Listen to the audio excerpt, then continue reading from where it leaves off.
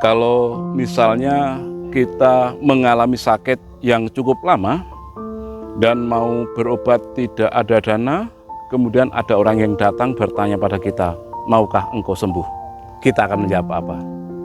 Ketika kita menjawab sangat mau, itu menunjukkan bahwa kita masih punya harapan untuk sembuh.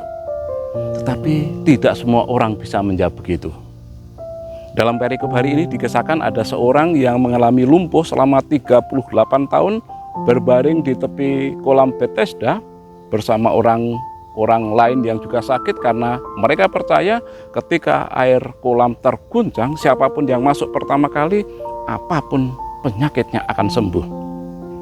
Yesus ketika lewat di sana melihat orang itu, Yesus bertanya, maukah engkau sembuh?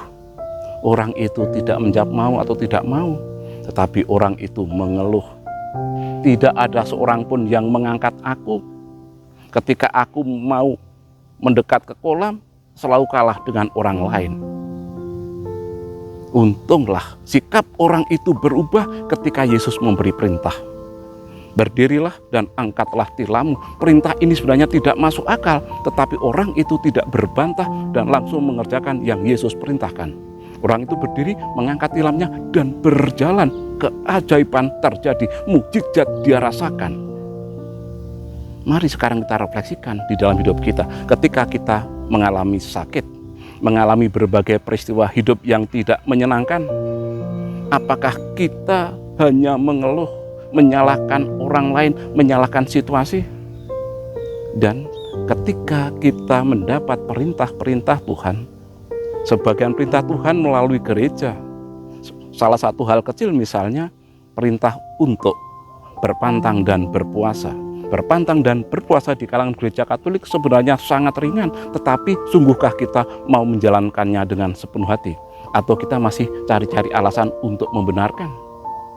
Maka suatu saat ketika Yesus berjumpa lagi dengan orang yang lumpuh telah disembuhkan itu, Yesus berkata, penyakitmu telah sembuh.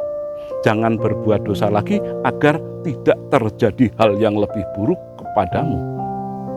Rahmat dan berkat yang telah kita terima bukan seharusnya membuat kita menjadi takabur, tetapi diharapkan kita menjadi semakin banyak bersyukur dan mengubarkan semangat tobat kita. Sebab kalau tidak, Yesus mengingatkan bisa terjadi hal yang lebih buruk dari yang pernah kita alami. Masa Prapaskah, masa yang sangat bagus untuk meningkatkan rasa syukur atas segala rahmat berkat yang telah Tuhan berikan pada kita, mengubarkan semangat bertobat, dan ketika ada situasi yang tidak menyenangkan, tidak senantiasa menyalahkan lingkungan atau menyalahkan orang lain. Hendak berziarah ke Banyuwangi, tujuannya jelas ke Gua Maria. Berkat Tuhan senantiasa menyertai bagi setiap yang taat pada perintahnya. Dan akhirnya dari Dempo Boulevard di Kota Malang kembali saya sampaikan, salam pijar kasih.